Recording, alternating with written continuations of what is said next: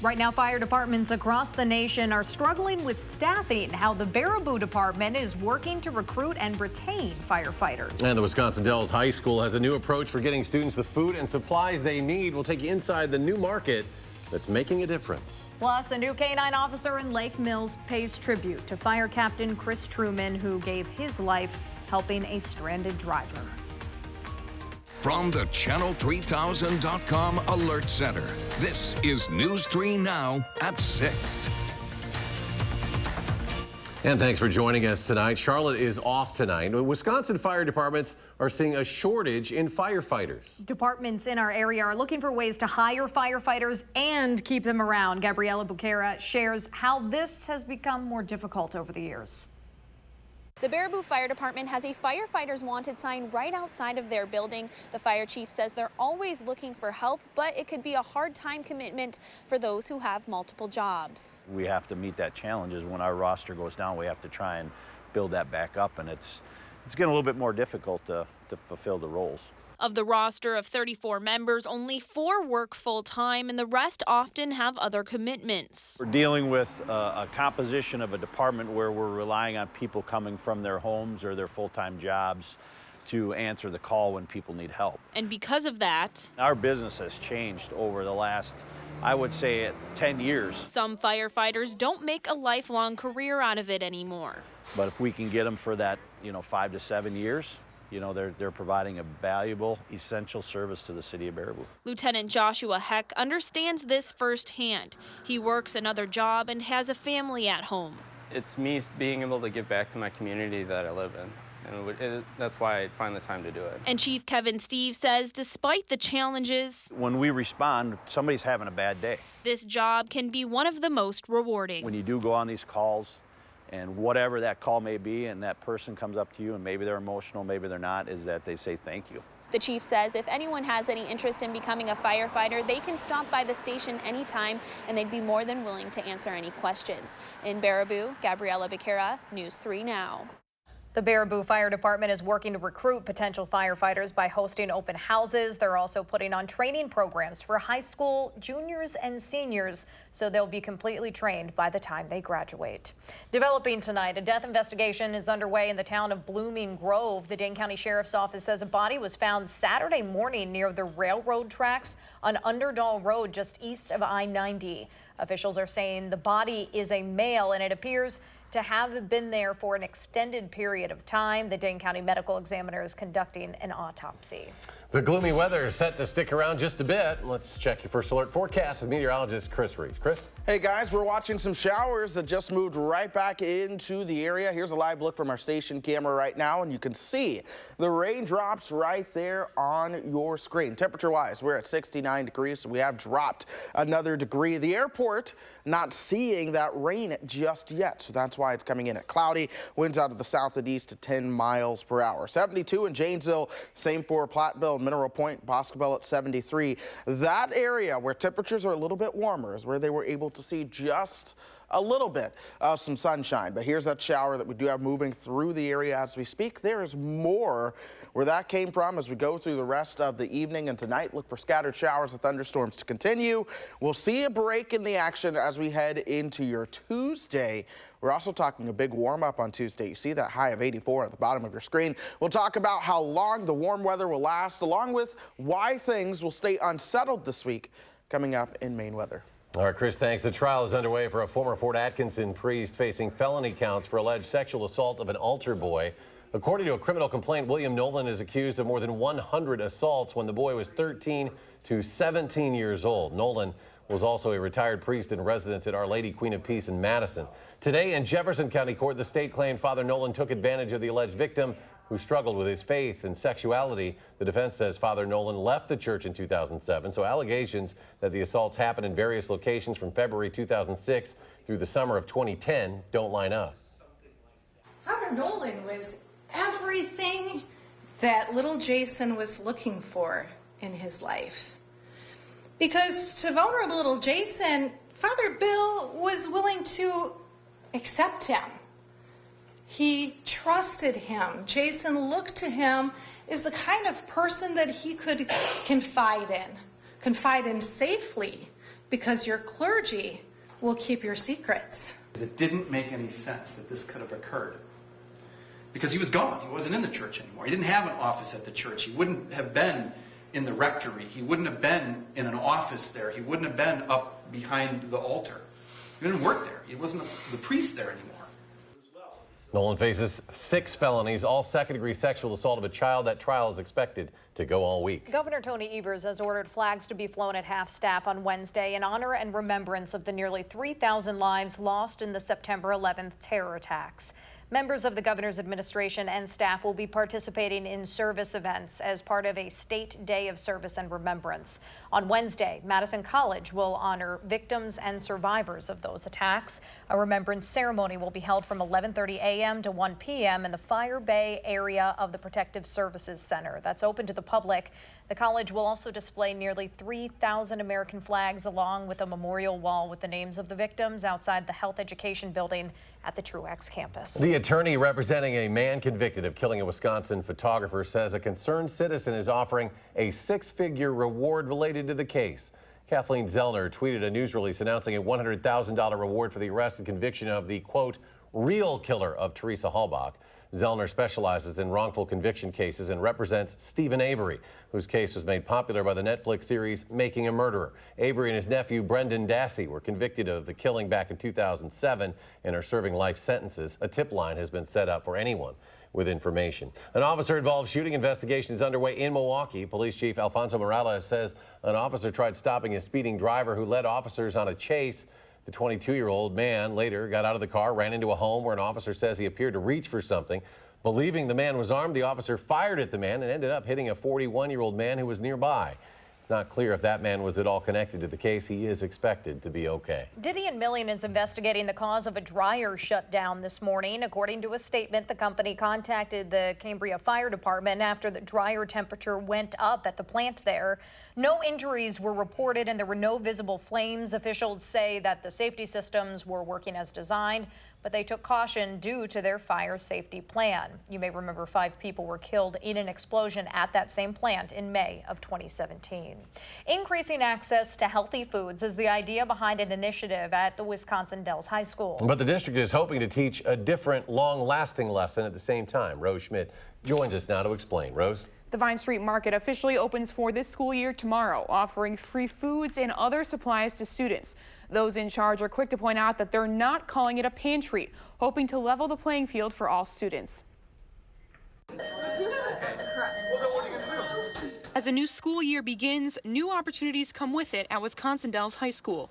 Apples, oranges, pears are big favorites. At the improved Vine Street Market, which started out as a dream about 5 years ago for Holly Waterman. What if we had this place where everyone could come in and they would all see each other for what it was, and it's just food. A grant from Second Harvest Food Bank turned her dream into fruition when the market opened last November. And sometimes they just grab an orange before their bus ride home, and sometimes they grab a bag of food. We are going through approximately 1,000 to 1,200 pounds of food a week right now. Autumn Giddings is responsible for ordering that food and says this school year the market is revamped with a cooler that allows her to store twice the amount of food. Those are going to go really quickly. Run completely by volunteers, the market has turned into a place where students can learn about the importance of nutrition. Even if they do have access to food, don't necessarily take care of themselves in that way. But Principal Hugh Gaston and his team say they're really teaching students about compassion. We know that students come from varying backgrounds and have access to materials that, it varies. If we could maintain the students' sense of dignity while they were getting food or getting a service, that would make a better impact and a bigger impact in their life. The school district has tried guest speakers and other means to teach this lesson, but food seems to be the recipe they needed. When they are right next to their friends and there's no stigma, they just get the message. The volunteers who run the market are mostly retirees who form long-lasting relationships with the students, and the market will be open 4 afternoons a week during this school year. All right, Rose, thank you. The Lake Mills Police Department has a new canine officer named in honor of a fallen firefighter. Fire Captain Chris Truman was killed on the Beltline on New Year's Eve, helping a driver who was stranded during a snowstorm. To honor his memory, the police department is naming their new canine Truman. We're hoping that the dog has a lot of the same qualities as Chris, just being, hardworking, great friendly personality. And, it's going to be that reminder to those of us, not only about him and his personality, but how fragile life can be.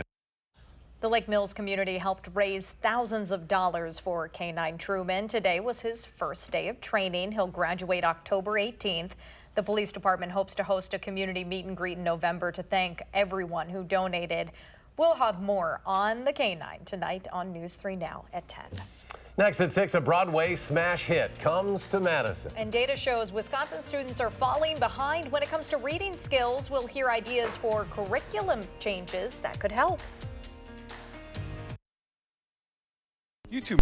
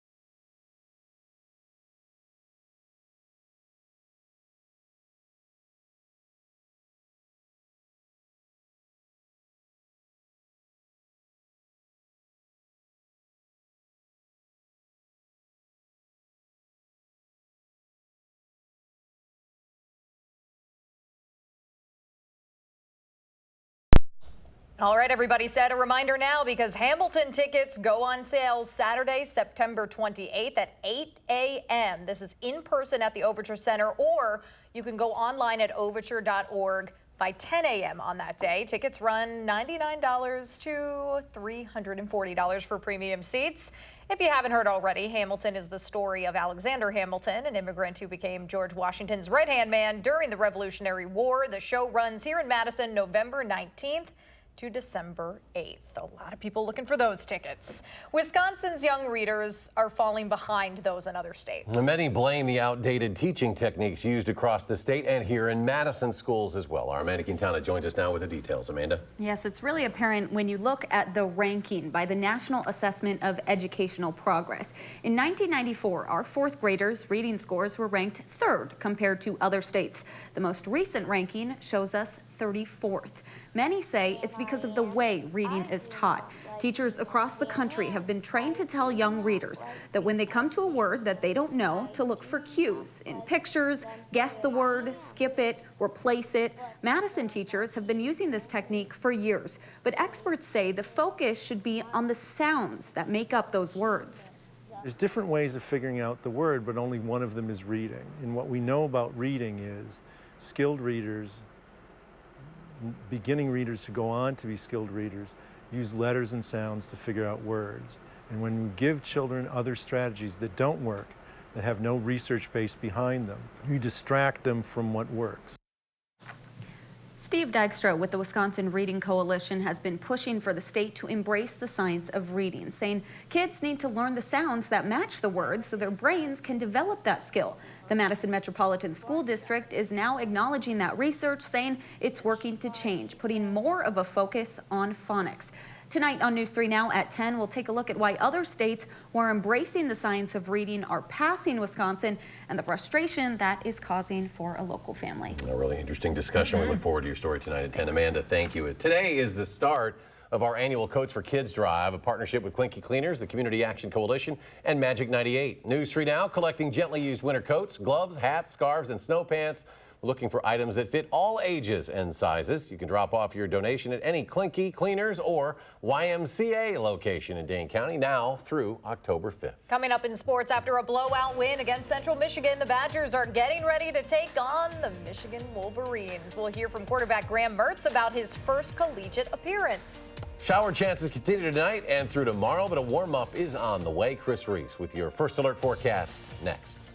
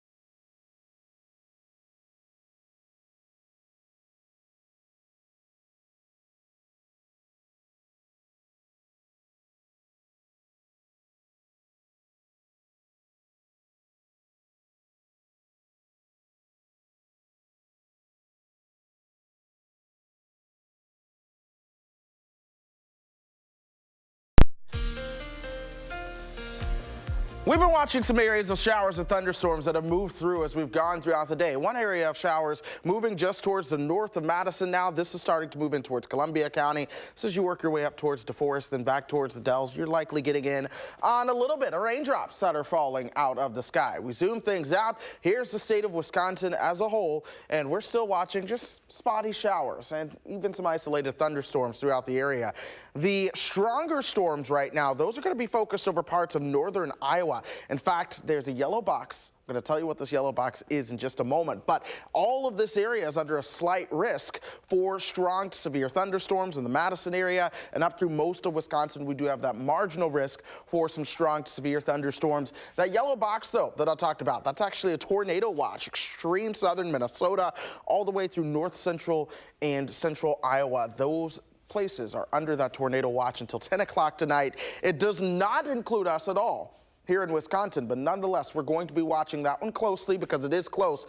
Again, you see those showers and thunderstorms developing there. Another thing that sets eastern Iowa apart, the reason they have the tornado watch, they received a little bit more sunshine today, so their atmosphere is a bit more unstable. Here's visible cloud track showing you where the skies cleared out over Iowa just a little bit.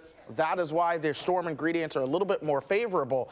As for us, we didn't clear out. We kept the clouds around. That kept us more stable, and it also kept us cooler. Our high today only 70 degrees. Normally, we should top out right around 75 for this time of the year, so things have certainly been cooler than normal. And our temperatures have dropped 1 degree already. Now it's 69. Those winds out of the south and east at 10 miles per hour. Elsewhere, a lot of those temperatures are mainly in the 60s or the low 70s. 70s, you work your way towards Monroe, 72 in Janesville. Let's put this into motion. Overnight tonight, we're going to notice a line of showers and thunderstorms that develops that pushes its way towards the south and east. Say midnight, 1 o'clock, things are going to get a little noisy. The rumbles of thunder will be heard, the flashes of lightning. Even some gusty winds and small hail can't be ruled out. That pushes on towards the south and east. A south wind takes over, moving into tomorrow, and that's when we really warm up. We're talking middle 80s for those highs into Tuesday. This is all thanks to a warm front that's moving towards the north. There is a cold front associated with this system, but it never actually makes it. High pressure down towards the south kind of stays in control. It keeps that front at bay. At the same time, another area of low pressure begins to develop. This swings even more warmer air towards the north, preventing the cold front from truly making it down south, but it's nearby. So it keeps us unsettled with the clouds and with the rain chances pretty much all week long. Eventually, we'll start to see that move our direction, but temperatures are certainly going to warm up for a time. We'll keep those rain chances around as well as we go through the next 7 to 10 days. None of those are full washouts, but the rain chances will be there. Temperatures will stay on the milder side. Well, another big rivalry week for the Packers. Matt LaFleur already scoping out that Vikings offense. The story next in sports. News.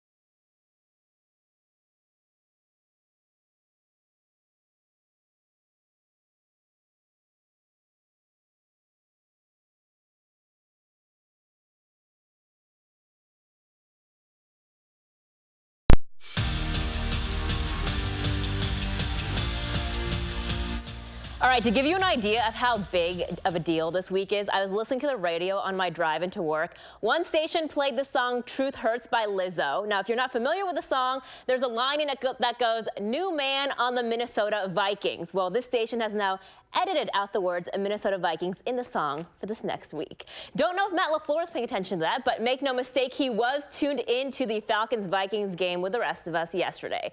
Coach LaFleur particularly paying attention to the Minnesota offense. LaFleur is a disciple of the Mike Shanahan, Gary Kubiak offensive coaching tree, and Kubiak is now an assistant head coach and offensive advisor for Mike Zimmer as of this season. So LaFleur has an idea of what to expect come Sunday. When you're watching the tape and you're watching Minnesota's offense, you can see a lot of similar concepts, as you know, and especially they ran the ball. I mean, would they throw the ball like 10 times or whatever it was? But so yeah, there's a lot of similarities between what they do and some of the stuff that we do. Meanwhile, next up for the Wisconsin football team, 10th ranked Michigan at Camp Randall 1 week from Saturday. Both the Badgers and Wolverines are off this week, so they'll be very well rested for the game that's in 12 days in Madison.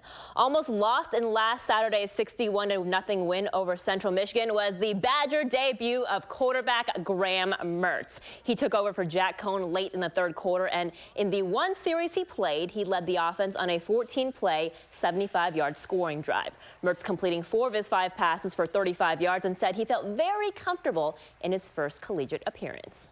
Yeah, it's a game changer. It's because you've been building up to that moment your whole life, and then you get out there and just look up and see 80,000 amazing fans out there, so it was pretty sweet. They told us early in the week that if the opportunity came, I'd get my snaps, so I was prepping the whole week. I was ready to go. Throughout the whole thing, it's just as much experience you can get, the better. So I think that was great for my development, and just going forward, having that in my back pocket is pretty sweet. The Badger volleyball squad in a bit of an unfamiliar place. Back-to-back losses on Thursday and Friday, one of which included 11th ranked Marquette. It's the first time in program history that the Golden Eagles beat the Badgers, and little things made the difference in the match. But there's time to clean it up, according to head coach Kelly Sheffield.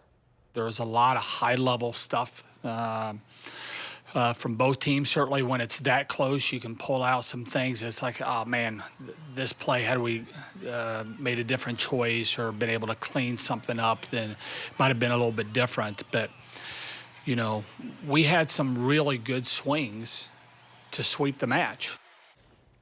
The Prep Mania High School football game of the week takes us to Mansfield Stadium for a Big 8 showdown between 2-1 Middleton and 3-0 Madison Memorial. Join Jay Wilson, Bill Brophy, and Alan Minert for the game live on channel3000.com Friday at 7, or you can watch the replays on TVW Sunday afternoon at 1 and next Wednesday evening at 6.